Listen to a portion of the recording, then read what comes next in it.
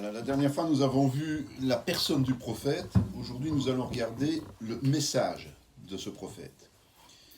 Dans l'Ancien Testament, il y a au moins 77 personnes qui sont reprises clairement et qui ont reçu une parole du Seigneur.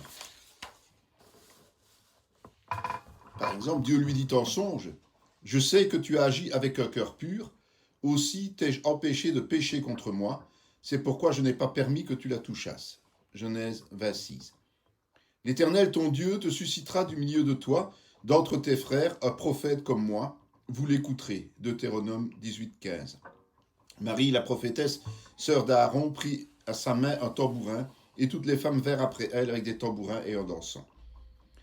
Donc en fait, dans ces 77 personnes, il y en a 40 qui sont clairement qualifiées de prophètes ou prophétesses, comme Abraham, Moïse, Marie. Dans 1 Chronique 25, il est dit « Des fils d'Azaph, Zakur, Joseph, Netania et Asheréla, fils d'Azaph, sous la direction d'Azaph, qui prophétisaient suivant les ordres du roi. » Pour d'autres, notamment Azaph, Jéduthun, c'est pas évident de les qualifier ou pas de prophètes. On dit simplement qu'ils ont prophétisé. Aujourd'hui, on sait qu'il y a la parole, le prophète, et il y a aussi le don de prophétie, et puis les prophéties que tout le monde peut faire. Dans les petits prophètes, on n'est pas sûr non plus que le nom correspond bien au prophète qui est décrit. Voici la bénédiction par laquelle Moïse, homme de Dieu, bénit les enfants d'Israël avant sa mort. Deutéronome 33. Autrefois en Israël, quand on allait consulter Dieu, on disait « Venez et allons au voyant ». Car celui qu'on appelle aujourd'hui le prophète s'appelait autrefois le voyant. Donc quand on voit des termes homme de Dieu, quand on voit les termes voyant, ce sont bien des prophètes qu'on parle. Et dans 1 Roi 13.1, il est dit « Voici un homme de Dieu arriva de Juda à Béthel par la parole de l'Éternel pendant que Jéroboam se tenait à l'autel pour brûler des parfums. » Donc il y a 77 noms. Et puis, il y a encore ceux dont on parle de façon anonyme. Et on arrive plus ou moins à 90 personnes. Quand on se rend compte de la période couverte par l'Ancien Testament, en fait, c'est pas beaucoup. On a parfois l'impression qu'il n'y avait que des prophètes. Mais en réalité, il n'y avait que moins d'une centaine de prophètes sur toute cette période de l'Ancien Testament. C'est vraiment très peu. Quand on voit aujourd'hui le nombre de gens qui se disent prophètes, c'est inquiétant, parce que c'est pas logique. Donc prophétiser, c'est quoi? En fait, prophétiser, ça vient du mot du grec. La racine pro, ça a un sens de temps, ça veut dire avant, mais aussi un sens de lieu, devant. Et phémi, c'est un verbe qui signifie dire, annoncer, proclamer. Donc, prophétiser, ça répond à deux axes. D'abord, on va prédire des choses à venir, et c'est souvent comme ça qu'on le comprend, mais c'est aussi prêcher face à des personnes. Donc ça va au-delà simplement de la prédiction. Et simplement, on pourrait dire que c'est parler de la part de Dieu, que ce soit pour annoncer des choses nouvelles ou pas. Et on va le voir par la suite. La prédiction, c'est quoi?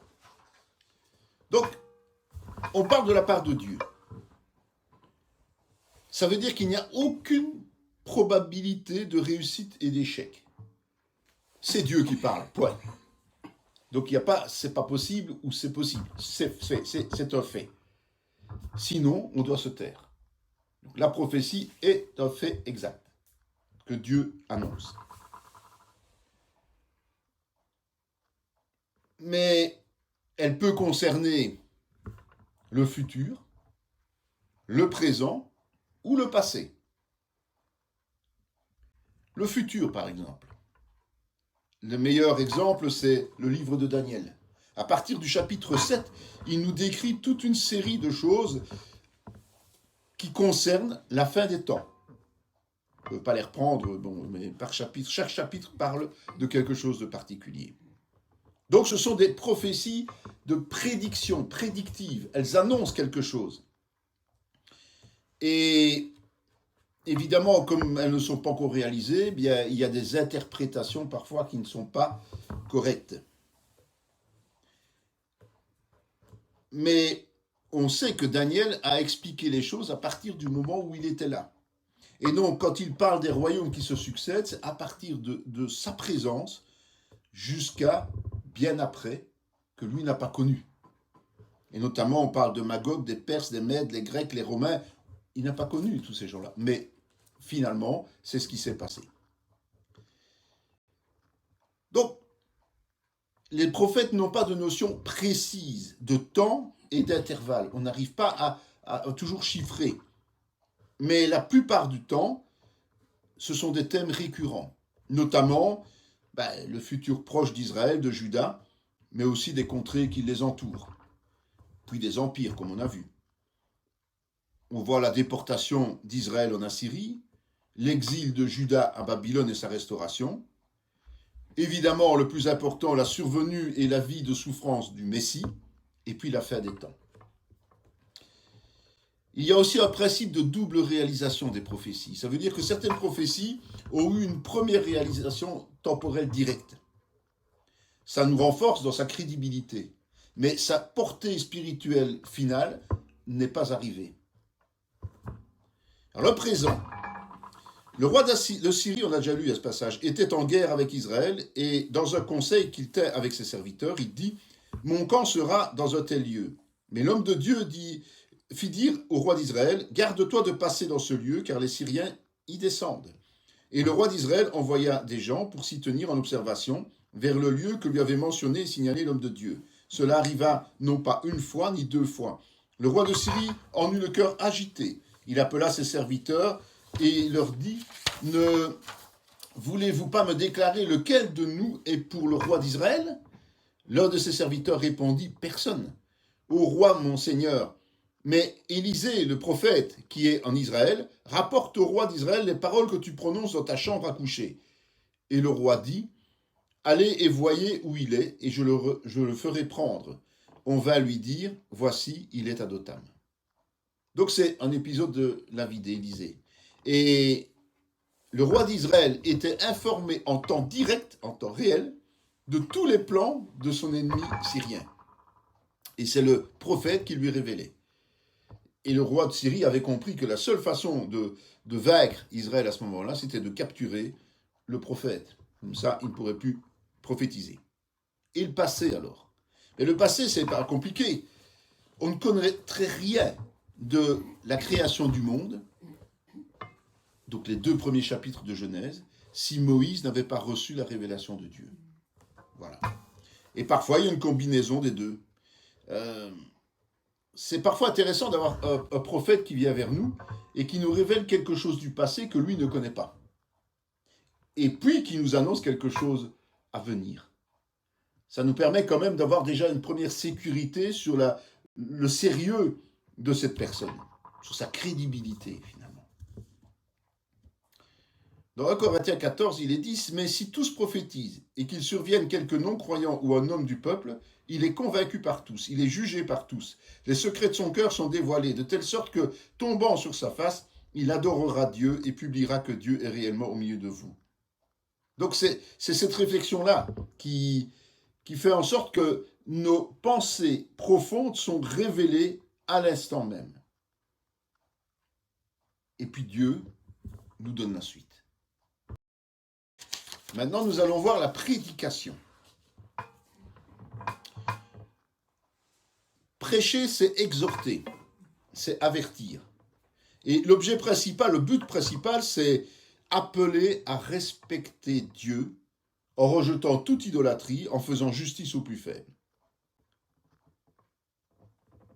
La plupart des prophètes ne se sont pas impliqués dans la pratique religieuse, c'est ça qui est étonnant. Mais ils ont plutôt dénoncé l'hypocrisie et le mensonge des puissants. Alors, dans la prédication, il y a d'abord l'exhortation.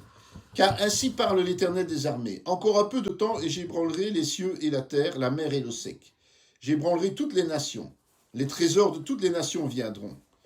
Et je remplirai de gloire cette maison, dit l'Éternel des armées. L'argent est à moi et l'or est à moi, dit l'Éternel des armées. La gloire de cette dernière maison sera plus grande que celle de la première, dit l'Éternel des armées. Et c'est dans ce lieu que je donnerai la paix, dit l'Éternel des armées. Il y a deux prophètes, Agé et Zacharie, qui ont participé à la reconstruction du temple pendant le ministère d'Esdras. Il faut dire que c'était une période assez instable, politiquement, militairement, économiquement. Parce que les Juifs n'étaient pas indépendants, ils dépendaient d'un empereur. Et donc le rôle de ces prophètes était d'encourager le peuple en les exhortant, en insistant sur le but final de ce qu'ils étaient en train de faire. Dieu leur annonçait déjà cette gloire qui était présente dans sa maison achevée, donc dans le temple qui était reconstruit. Donc la prophétie peut jouer un rôle miraculeux, sans nécessairement révéler quelque chose de nouveau, puisqu'il construisait déjà ce temple. Mais Dieu voyait déjà ce temple en fonction, en quelque sorte. Autre prédication, c'est l'avertissement. C'est très fréquent dans la parole de Dieu. L'Esprit de Dieu fut sur Azaria, fils d'Obed. Et Azaria alla au-devant d'Asa et lui dit, « Écoutez-moi, Asa et tout Juda et Benjamin. L'Éternel est avec vous quand vous êtes avec lui. Si vous le cherchez, vous le trouverez. Mais si vous l'abandonnez, il vous abandonnera. » Donc Asa est considéré comme un bon roi, quelqu'un qui marchait selon Dieu, mais qui a connu une mauvaise fin. Et donc Azaria va s'adresser au roi, mais aussi à Juda et à Benjamin, donc aux tribus même. Ce sont les lignées restantes des trois premiers grands rois d'Israël unis, c'est-à-dire Saül, David et Salomon. Chacun a régné 40 ans, je le rappelle. Quand Dieu parle ainsi, dans ce cas, c'est parce qu'il décèle un risque de dérapage. Donc il va avertir, c'est ça un avertissement. Cependant, ainsi parle le Seigneur, l'Éternel des armées, « Ô mon peuple qui habite en Sion, ne crains pas l'Assyrien, il te frappe de la verge, il lève son bâton sur toi, comme faisaient les Égyptiens. » Quand Dieu dit de ne pas craindre, c'est qu'il sait que la peur est là. D'accord ? Donc, l'avertissement va précéder une situation qui n'est pas encore arrivée la plupart du temps.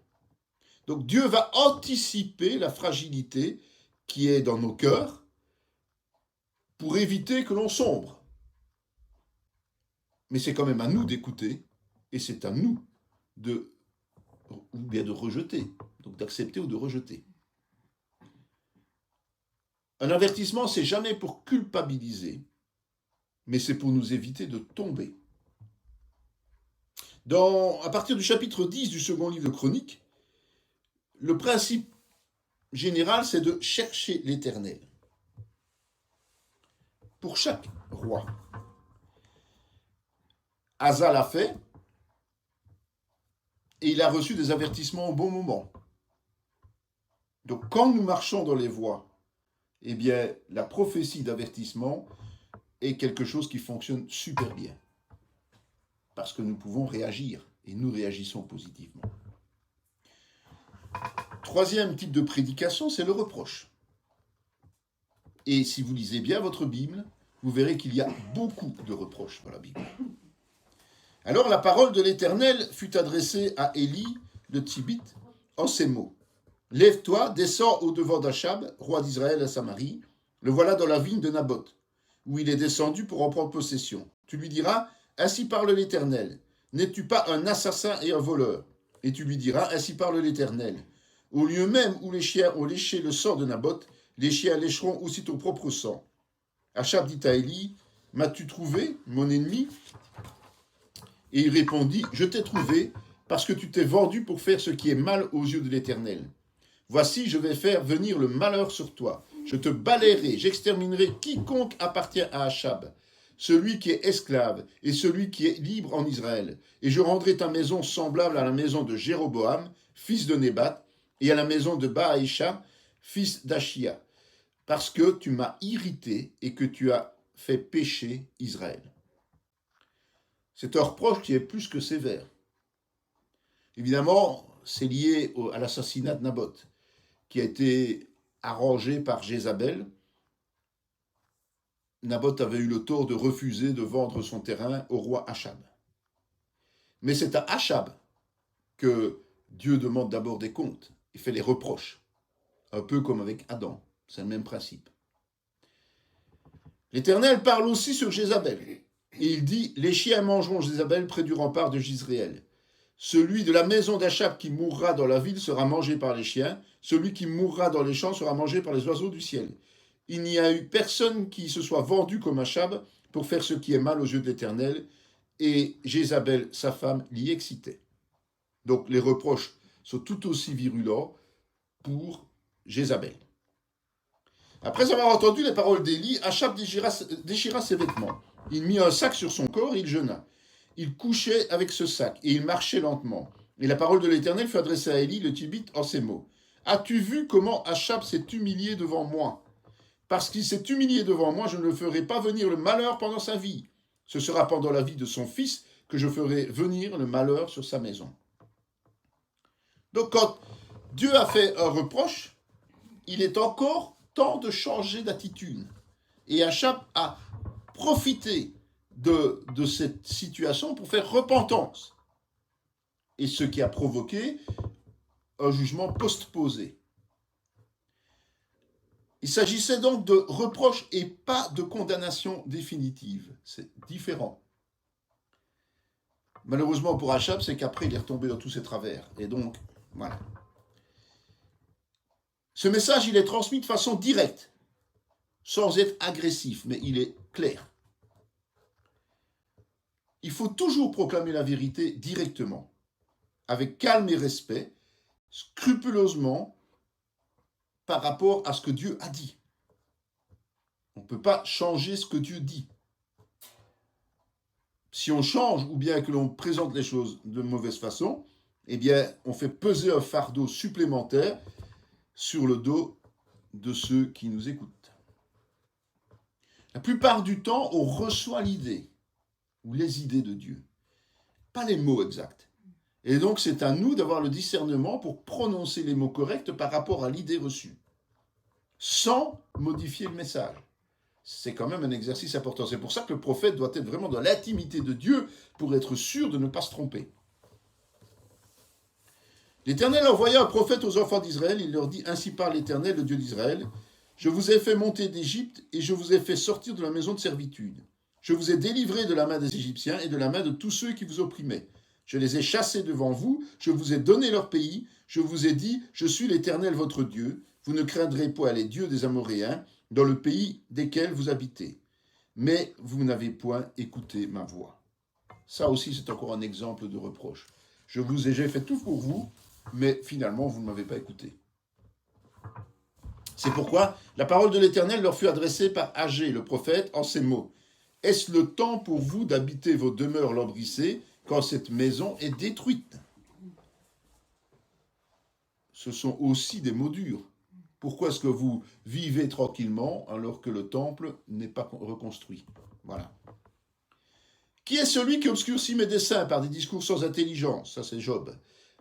Après que l'Éternel eut adressé ces paroles à Job, il dit à Eliphaz de Théman, « Ma colère est enflammée contre toi et contre tes deux amis, parce que vous n'avez pas parlé de moi avec droiture, comme l'a fait mon serviteur Job. » Donc voilà encore des reproches clairs que Job a dû subir, et surtout Eliphaz, évidemment. Et puis dans la prédication, il y a aussi le point suivant qui est plus délicat, c'est le jugement définitif, quand Dieu décide définitivement. Ça veut dire qu'il n'y a pas de retour en arrière possible. Dans 1 Samuel 3, il est dit, « L'Éternel vint et se présenta, et il appela comme les autres fois. Samuel, Samuel. Et Samuel répondit, « Parle, car ton serviteur écoute. » Alors l'Éternel dit à Samuel, « Voici, je vais faire en Israël une chose qui étourdira les oreilles de quiconque l'entendra. En ce jour, j'accomplirai sur Élie tout ce que j'ai prononcé contre sa maison. Je commencerai et j'achèverai. Je lui ai réclamé que je veux punir sa maison à perpétuité. Je lui ai déclaré, à cause du crime dont il a connaissance, et par lequel ses fils se sont rendus méprisables, sans qu'il les ait réprimés. C'est pourquoi je jure à la maison d'Élie que jamais le crime de la maison d'Élie ne sera expié, ni par des sacrifices, ni par des offrandes. C'est violent, hein? Vous imaginez que c'est la toute première révélation que Samuel a reçue. C'est une révélation de jugement définitif contre le souverain sacrificateur qu'il est en train de servir. C'est costaud. Dieu avait déjà réprimé Élie. C'était la deuxième fois ici. Pourtant, il n'avait pas écouté. Il n'a pas changé d'attitude. Et quand Élie a insisté auprès de Samuel pour recevoir le message, finalement, Samuel lui a transmis. Et ce message, il l'a gardé en lui. Plus tard, il a compris que le jugement ouvrait en fait la porte à son propre service à lui. C'est lui qui allait remplacer le souverain sacrificateur. C'est une compréhension graduelle d'une prophétie. C'est pas toujours comme ça, mais c'est un cas, effectivement. Et il faut quand même souligner que c'est important de noter les paroles que l'on reçoit, justement. Parce que parfois, il faut s'en rappeler. Et la mémoire humaine n'est pas toujours très fiable. Mais attention aussi de ne pas noter tout et n'importe quoi. Il faut noter les paroles certaines, pas tout et n'importe quoi. Dans Juge 2, il est dit, vous m'envoyez de l'Éternel monta de Gilgal à Bokim, et dit, je vous ai fait monter hors d'Égypte et je vous ai amené dans le pays que j'ai juré à vos pères de vous donner. J'ai dit, jamais je ne romprai mon alliance avec vous. Et vous ne traiterez point d'alliance avec les habitants de ce pays, vous renverserez leurs autels. Mais vous n'avez point obéi à ma voix. Pourquoi avez-vous fait cela? J'ai dit alors, je ne les chasserai point devant moi, mais ils seront à vos côtés, et leurs dieux vous seront un piège. Et ça s'arrête là. Souvent, on a après, mais si vous changez d'attitude, voilà, mais là, il n'en est rien. Le jugement, c'est qu'ils vont se retrouver avec ces idolâtres au milieu d'eux et vont devoir vivre avec, et ils sont chaque fois tentés de faire ce que les autres font. C'est un peu embêtant. Il y a beaucoup de prophéties qui sont sévères, mais ce qu'il faut surtout, c'est ne pas les rejeter. C'est important. Car vous pouvez tous prophétiser successivement afin que tous soient instruits et que tous soient exhortés. Donc, la prophétie, comme Paul le dit, ça sert à instruire et à encourager, à exhorter. Mais dans le mot exhorter, il y a la notion de reproche. Pas toujours, mais il y a la notion de reproche.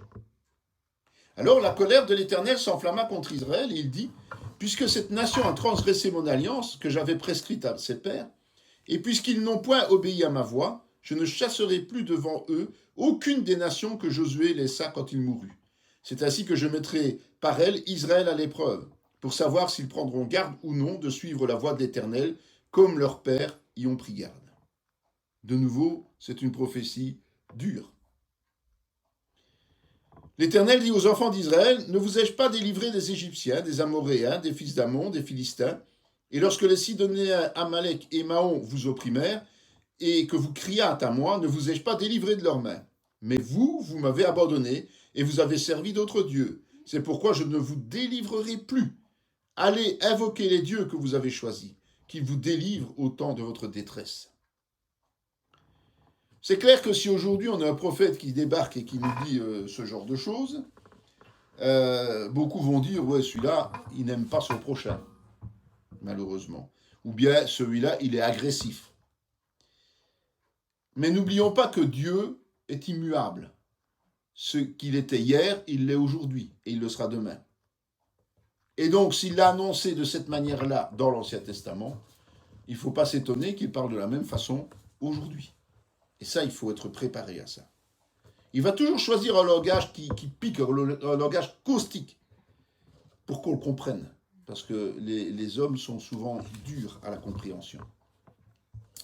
David dit à Nathan, j'ai péché contre l'Éternel. Et Nathan dit à David, l'Éternel pardonne ton péché, tu ne mourras point. Mais parce que tu as fait blasphémer les ennemis de l'Éternel, en commettant cette action, le fils qui t'est né mourra. Et ce genre de de jugement ne se trouve pas que dans le livre des juges, évidemment. David a provoqué lui-même ce jugement contre lui, à cause de son adultère et de son crime.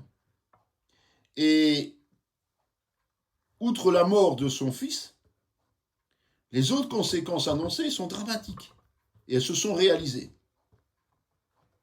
Amnon, un de ses fils, a violé sa demi-sœur, Tamar, n'oublions pas. David a désapprouvé, mais bizarrement, il n'a pas réagi. Il n'a rien fait.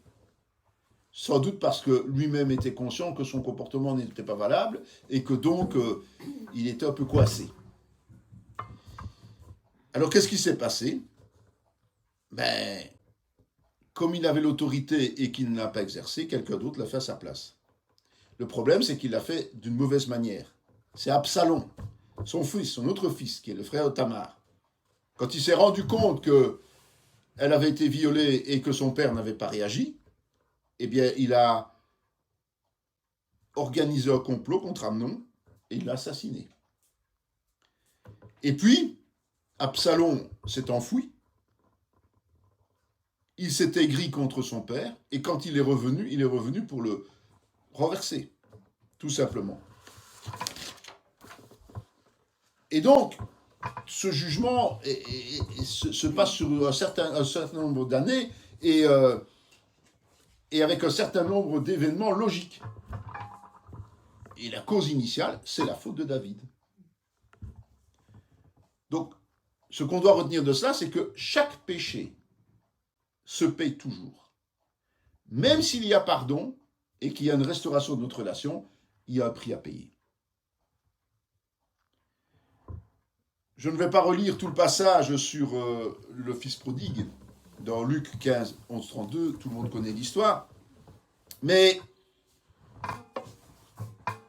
rappelons-nous que quand le fils prodigue est revenu, le frère aîné a mal réagi, il s'est fâché. Sans doute qu'il était méprisant vis-à-vis de son frère, mais surtout parce qu'il se disait que son héritage, il allait falloir le partager en deux. Ça, c'est gênant. Le cadet avait déjà reçu sa part, il avait tout gaspillé, mais maintenant, il rentrait en grâce. Alors, est-ce que le fils aîné allait devoir repartager sa part à lui? C'était ça sa question. Mais le père l'a rassuré. Il lui a affirmé que ce qui lui appartenait, et que le fils prodigue ne toucherait rien à cela. Donc ça veut dire que si le fils prodigue est accepté et accueilli avec joie, à partir du moment où il revient à la maison, il va devoir travailler pour vivre, parce que le seul propriétaire des biens paternels, c'est le fils aîné. Et c'est tout à fait normal. Ce ne serait pas logique de rediviser tout à nouveau. Donc ça veut dire que le père a pardonné, il l'a rétabli, mais les conséquences du péché demeurent. On ne peut pas rattraper le temps qu'on a gaspillé. Il faut être conscient de cela aussi. Ne devez rien à personne, si ce n'est de vous aimer les uns les autres, car celui qui aime les autres a accompli la loi. En fait, on a souvent une conception de la grâce qui est beaucoup trop légère. Et on est confus avec ça. Et souvent, on se décourage. On doit prêcher le principe de la restitution. Si tu as volé, et même parfois avant ta conversion, tu dois le rendre. Point. C'est une loi de fonctionnement qui nous permet de faire grandir notre assurance en Dieu et de pouvoir bénéficier de ses bénédictions. Si on ne rend pas ce qu'on a volé, on ne peut pas avoir de restitution. Le fils prodigue a tout perdu. Mais par le travail, la foi, la sagesse, il va quand même pouvoir développer quelque chose de nouveau. Revenons à David. Le lendemain, quand David se leva, la parole de l'Éternel fut ainsi adressée à Gad le prophète, le voyant de David. Va dire à David, ainsi parle l'Éternel, je te propose 3 fléaux, choisis-en un et je t'en frapperai. Gad alla vers David et lui fit connaître la chose, en disant, veux-tu 7 années de famine dans ton pays, ou bien 3 mois de fuite devant tes ennemis qui te poursuivront, ou bien 3 jours de peste dans ton pays. Maintenant choisis et vois ce que je dois répondre à celui qui m'envoie. David répondit à Gad, je suis dans une grande angoisse. Oh, tombons entre les mains de l'Éternel, car ses compassions sont immenses, mais que je ne tombe pas entre les mains des hommes. C'est au moment où David a effectué le dénombrement, parce qu'il était devenu un petit peu orgueilleux, et il voulait savoir combien de sujets étaient sous ses ordres. Et quand il a compris sa désobéissance, ben voilà, c'est un peu tard. Donc Gad a été envoyé et lui a proposé le choix de Dieu. C'est pas évident d'aller dire ça à un roi, hein, on l'a déjà vu pour Uri. Mais la réaction de David a été quand même empreinte de sagesse. Parce qu'il préfère tomber entre les mains de Dieu, dont il sait qu'il a une compassion immense, plutôt que dans celle des hommes. Donc, malgré ses faiblesses, malgré ses égarements coupables, David connaît Dieu. Voici un homme de Dieu arriva de Juda à Béthel par la parole de l'Éternel pendant que Jéroboam se tenait à l'autel pour brûler des encens. Il cria contre l'autel par la parole de l'Éternel et il dit « Autel, autel, ainsi parle l'Éternel. Voici, il naîtra un fils à la maison de David. Son nom sera Josias. Il immolera sur toi les prêtres des hauts lieux et qui brûlent sur toi des parfums. Et l'on brûlera sur toi les ossements d'hommes. » Et le même jour, il donna un signe en disant, « C'est ici le signe que l'Éternel a parlé. Voici l'autel se fendra, et la cendre qui est dessus sera répandue. » Lorsque le roi entendit la parole que l'homme de Dieu avait criée contre l'autel de Béthel, il avança la main de dessus l'autel en disant, « Saisissez-le !» Et la main que Jéroboam avait étendue contre lui devint sèche, et il ne put la ramener à lui. L'autel se fendit, et la cendre qui était dessus fut répandue, selon le signe qu'avait donné l'homme de Dieu par la parole de l'Éternel. C'est un prophète qu'on ne connaît pas. Il n'y a pas de nom. On a dit qu'il y avait des prophètes dont on ne donne pas le nom, ils sont anonymes. Et c'est lui qui annonce la sanction de Dieu pendant cette cérémonie qui est présidée par Jéroboam. Le lieu va être détruit par son successeur. Il le nomme même, ce successeur, Josias. Et Josias va étaler les ossements sur le site. Et il va le déclarer impur. Et il va confirmer cette parole par un signe. Parce que c'est un jugement définitif de Dieu. Et ce signe va se réaliser instantanément. L'autel va se fendre et tout le contenu est répandu. Et dans ce laps de temps, il va guérir miraculeusement la main du roi qui a été frappé de paralysie. L'un des fils des prophètes dit à son compagnon, d'après l'ordre de l'Éternel, « Frappe-moi, je te prie. » Mais cet homme refusa de le frapper.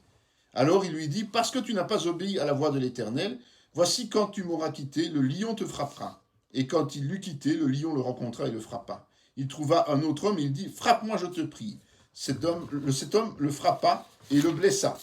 Le prophète alla se placer sur le chemin du roi et il se déguisa avec un bandeau sur les yeux. Lorsque le roi passa, il cria vers lui et dit, « Ton serviteur était au milieu du combat. Et voici un homme s'approche et m'amène un homme en disant, « Garde cet homme. S'il vient à manquer, ta vie répondra de sa vie, et tu paieras un talent d'argent. » Et pendant que ton serviteur agissait ça et là, l'homme a disparu.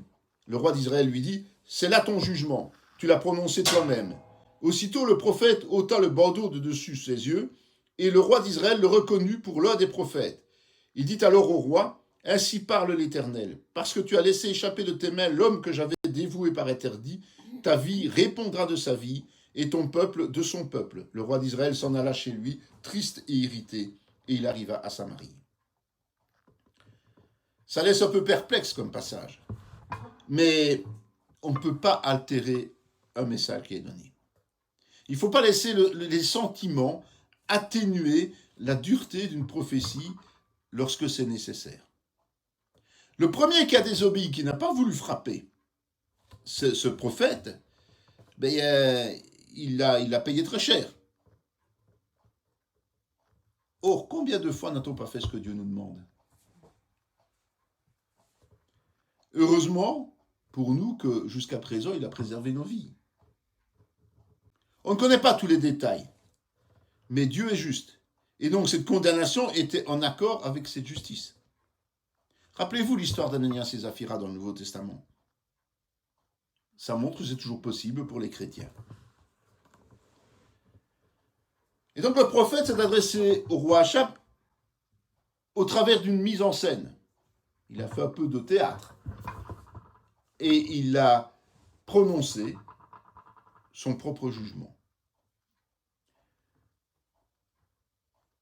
C'est parfois nécessaire de le faire aujourd'hui aussi.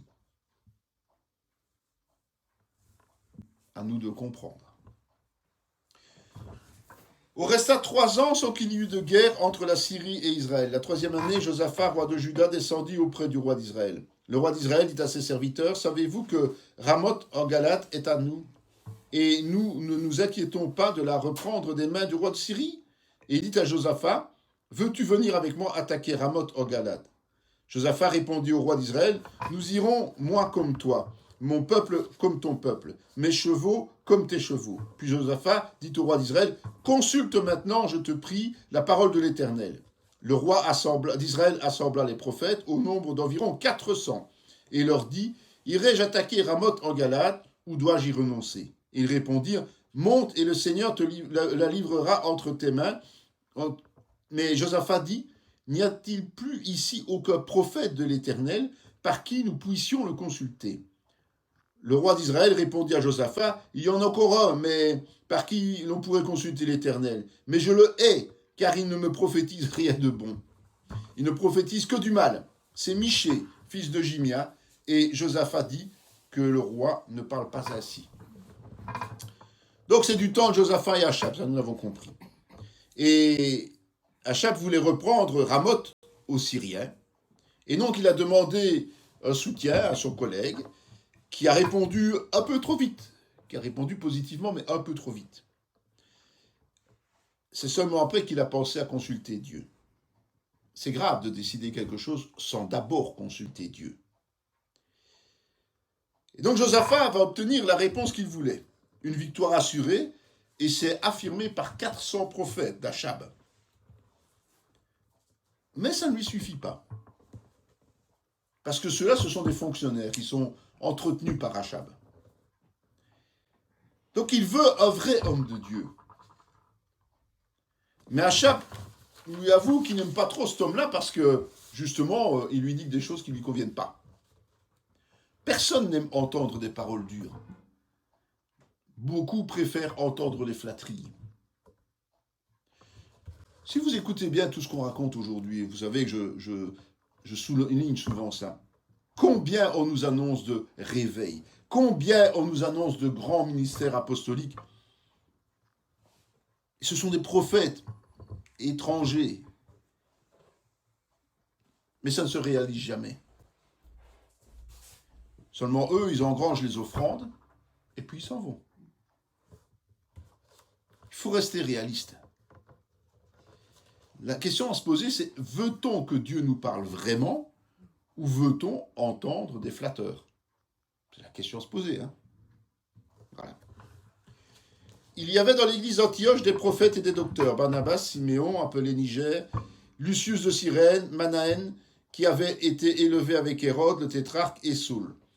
Pendant qu'ils servaient le Seigneur dans leur ministère et qu'ils jeûnaient, le Saint-Esprit dit « Mettez-moi à part Barnabas et Saul pour l'œuvre à laquelle je les ai appelés. » Alors, après avoir jeûné et prié, ils leur imposèrent les mains et les laissèrent partir. Donc, dans cette histoire-là, les anciens qui sont là n'ont pas prophétisé l'apostolat. Ils n'ont pas fait une grande cérémonie pour les déclarer apôtres et tout ce que l'on veut. Ils ont juste écouté le Saint-Esprit et ils ont laissé partir. C'est tout simple. C'est différent de laisser partir que d'envoyer. Pas du tout la même chose. Dans laisser partir, il n'y a pas d'autorité. C'est juste une obéissance à Dieu.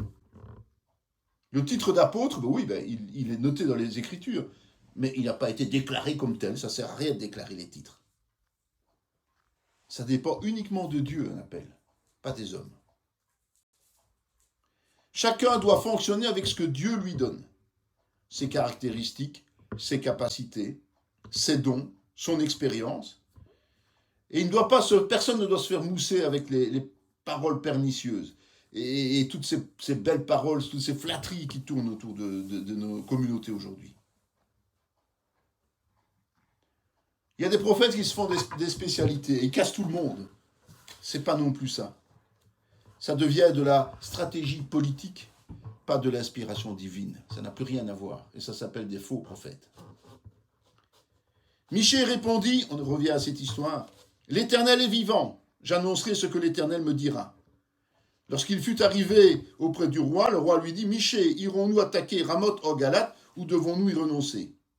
Il lui répondit, « Monte, tu auras du succès, et l'Éternel te livrera entre les mains du roi. » Et le roi lui dit, « Combien de fois me faudra-t-il te faire jurer de ne me dire que la vérité au nom de l'Éternel ?» Donc, on envoie quelqu'un appeler Michée, pas le choix, et on essaie de lui dire, écoute, il faudrait quand même que tu ailles dans le sens des 400 autres, parce que ça commence à bien faire, le roi n'est pas très content. Et Michée va jouer le jeu de façon ironique, évidemment, mais il va d'abord aller dans ce sens-là. Et puis après, il va dénoncer, évidemment, l'esprit de séduction qui règne là-dessus. Et il va prononcer un jugement sur Achab. Et Achab a été blessé. Il est mort, malgré le fait qu'il se soit déguisé. Nous aussi, dans nos églises, on a besoin de gens qui osent nous parler pour éviter que nous vivions d'illusions plutôt que selon la volonté de Dieu. Un exemple tout simple qui a beaucoup fonctionné ces dernières années. On pense qu'on peut amener le réveil en unifiant le corps de Christ. Et pourtant, ce n'est que pure baliverne. Que ça nous plaise ou non, l'unique corps de Christ existe par la volonté exclusive de Dieu et n'a pas besoin d'être construit par les hommes. Quand nous sommes convertis, nous entrons dans cette relation qui est établie par le Saint-Esprit et nous prenons la place qui nous est réservée. Point, c'est tout. Alors, toutes ces manifestations grandioses de pardon entre nations, communautés, ça voile cette réalité. La réconciliation se fait où? La réconciliation se fait avec Dieu au travers de la repentance et de la nouvelle naissance. Et automatiquement, nous sommes frères et sœurs en Christ, c'est-à-dire des membres de la famille de Christ. Donc, faire ce genre de processus d'unité forcée, tout ce que l'on veut, ce n'est qu'une apparence. Et on présente ça comme la solution à tous les problèmes de l'Église. Mais en fait, ce n'est que le résultat de responsables orgueilleux qui s'entendent entre eux que par intérêt personnel et pour un temps. Ce n'a rien à voir avec l'amour fraternel, qui est exempt de toute convoitise, lui.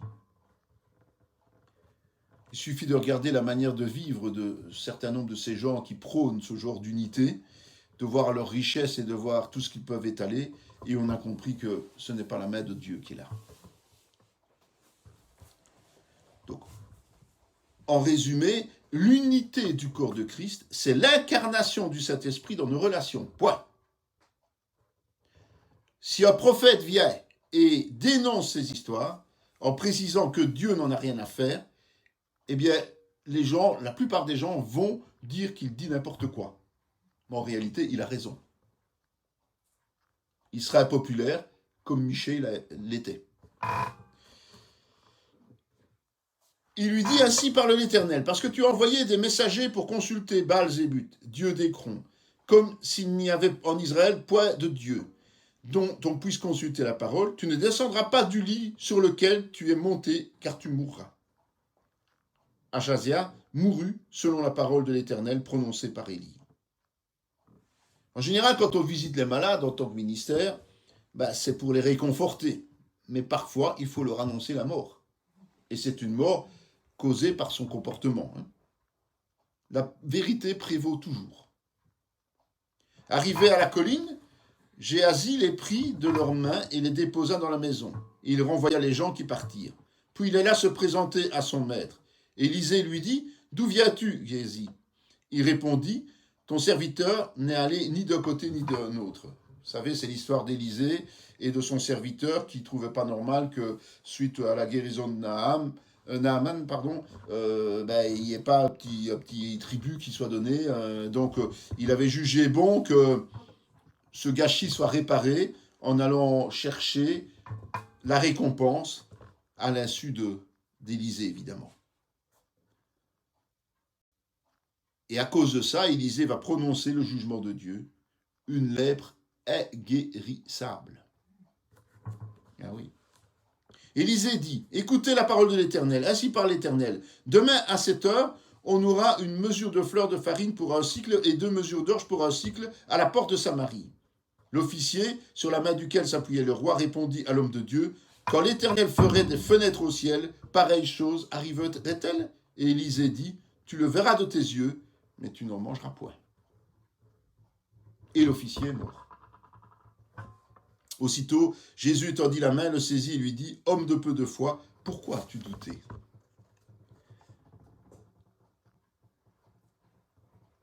Ces jugements-là, nous devons les prononcer.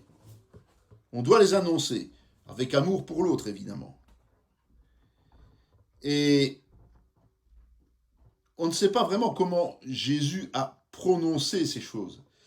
Les textes ne nous donnent pas l'intonation, ne nous donnent pas la manière de parler. Alors, c'est bien, on peut faire un petit exercice si l'on veut, et prendre les paroles. Est-ce qu'il a vraiment, quand il a dit « homme de peu de foi, pourquoi as-tu douté ?» Comment l'a-t-il dit? On ne sait pas vraiment. Ça vaut la peine parfois d'y réfléchir. Voilà. Et donc, la manière dont on va lire un texte biblique va aussi influencer notre compréhension de ce texte. Donc, il faut quand même faire attention. Bon, on peut parler avec douceur, on peut parler avec agacement, on peut parler avec agressivité. Et les mêmes mots vont avoir des sens différents. Alors, Shemaïa, le prophète, se rendit auprès de Roboam et des chefs de Juda, qui s'étaient retirés dans Jérusalem à l'approche de Shishak. Et il leur dit, ainsi parle l'Éternel, vous m'avez abandonné, je vous abandonne aussi, et je vous livre entre les mains de Shishak. Le deuxième livre des Chroniques contient beaucoup de jugements, parce que la plupart des rois n'obéissaient plus. Et donc, il y a toute une série de jugements définitifs qui ont été donnés. Le grand nombre de prophéties, de reproches et de jugements ne signifie pas que ce type de message soit plus crédible qu'un autre. Mais il faut être réaliste, ça existe bien et il y en a beaucoup. Et puis un dernier point qui est dans l'exhortation, c'est l'enseignement, simplement. Et vous dites pourquoi? Parce que l'Éternel a été témoin entre toi et la femme de ta jeunesse, à laquelle tu es infidèle, bien qu'elle soit ta compagne et la femme de ton alliance. Nul n'a fait cela avec un reste de bon sens. Un seul l'a fait, et pourquoi? Parce qu'il cherchait la postérité que Dieu lui avait promise. Prenez donc garde en votre esprit, et qu'aucun ne soit infidèle à la femme de sa jeunesse, car je hais la répudiation, dit l'Éternel, le Dieu d'Israël, mais celui qui couvre de violence son vêtement, dit l'Éternel des armées. Prenez donc garde en votre esprit, et ne soyez pas infidèles. Il parle de l'histoire d'Abraham, Abraham qui a eu cet enfant avec Agar, Ismaël. En fait, en prenant l'exemple d'Abraham, il exhorte surtout à respecter nos engagements, la fidélité dans nos engagements, que ce soit conjugal, mais aussi et surtout spirituel. C'est ça qui est important.